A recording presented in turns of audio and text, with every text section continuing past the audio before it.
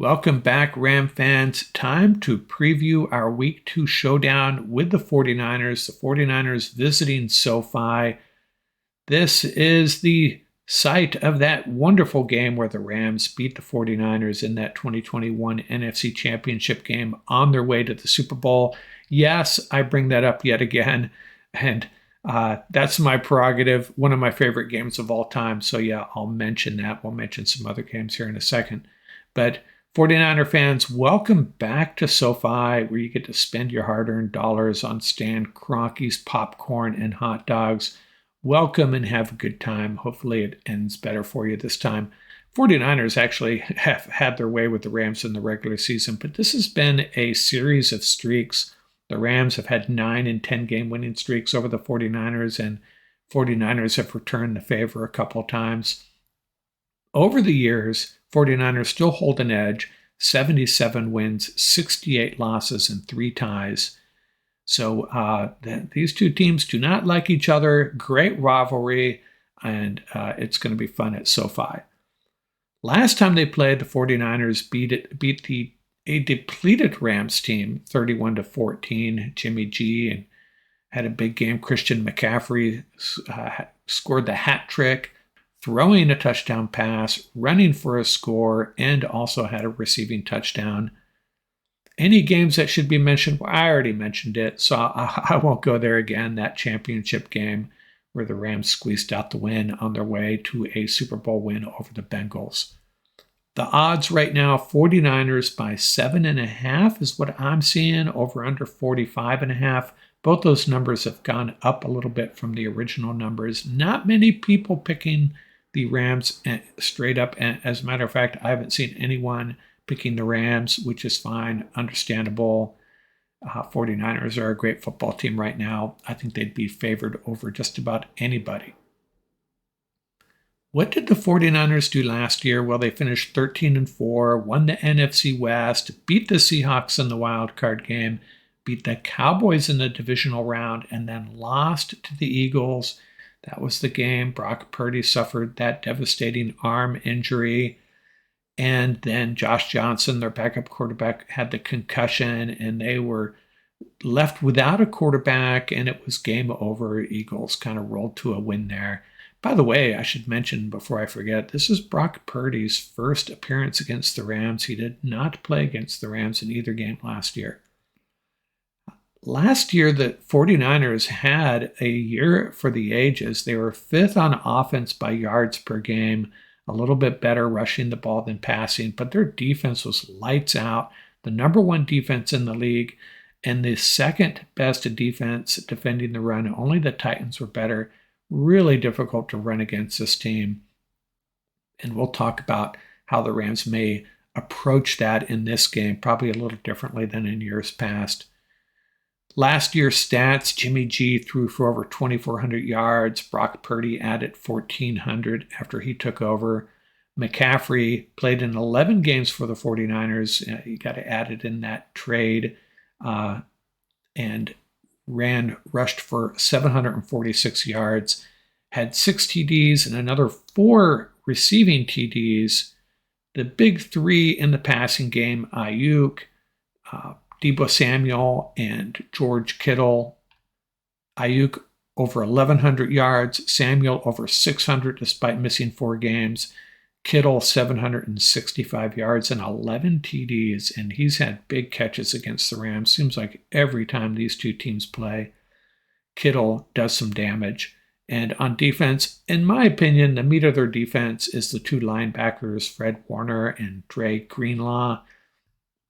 And off the edge, Nick Bosa led the league in sacks, 18.5, someone that has to be accounted for on every play, and he just signed that big contract, and he played very well against the Steelers last week. Coach Kyle Shanahan entering his 7th year. With the win last week, his career record, 59 wins, 49 losses.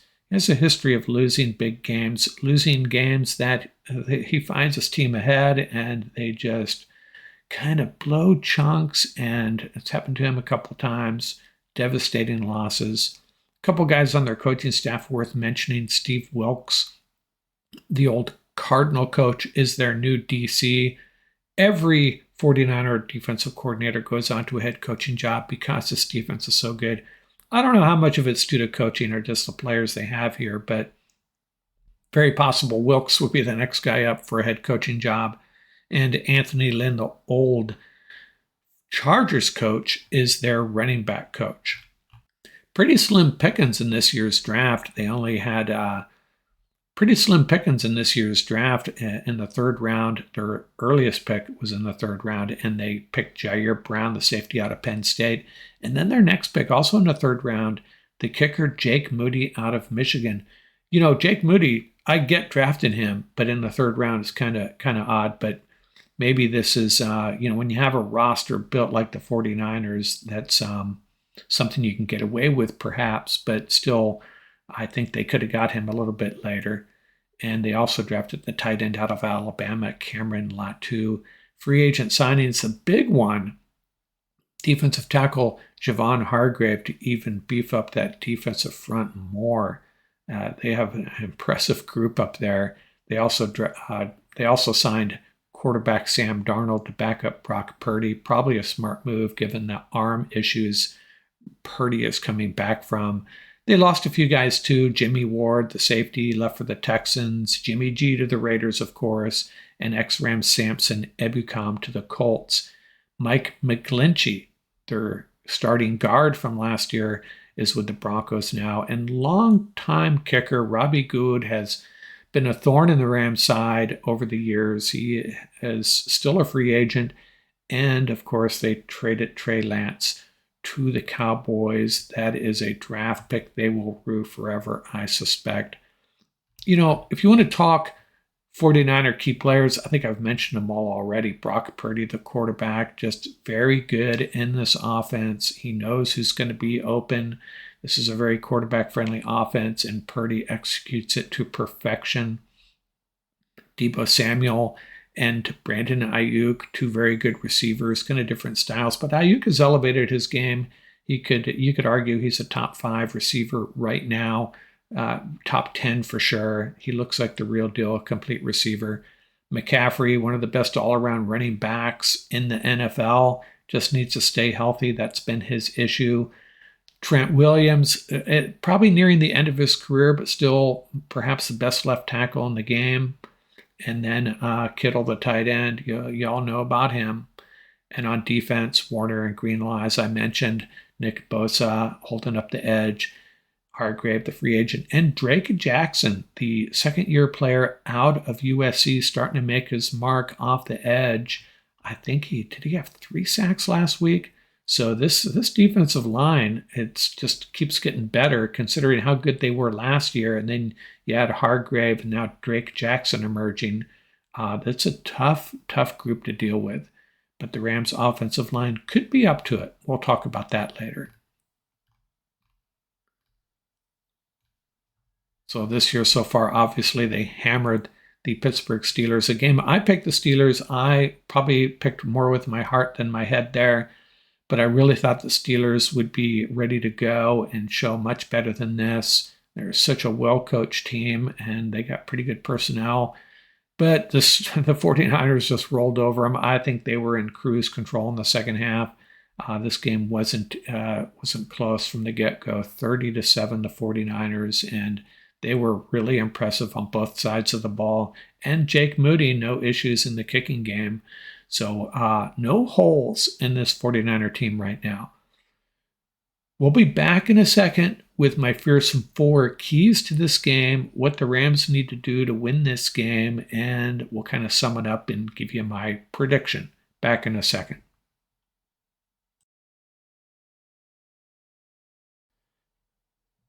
Okay, let's wrap this preview up. Rams and 49ers at SoFi Stadium Sunday. What are my fearsome 4 keys to the game?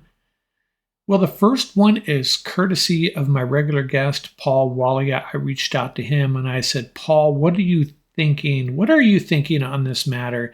And he said that we need to stop the 49er run game on first down. His thoughts are, if they choose to run on first down, we have to limit them 2-3 yard gains at the most. Put Brock Purdy in a situation where he's going to be one-dimensional, going to have to throw on second down more likely than not.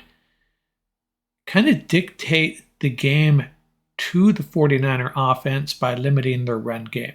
And I kind of agree with that. Makes perfect sense. And that's what the Rams did in that 2021 NFC Championship game. Oh, there, I did it again. I brought up that game again. Darn it.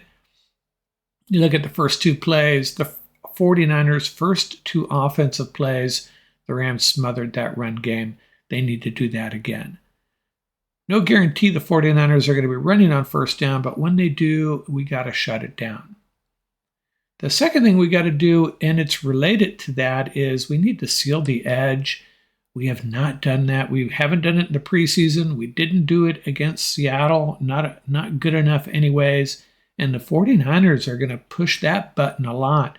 Christian McCaffrey, Deebo Samuel, they're going to try to get both those guys on the edge in the run game, little swing passes, whatever.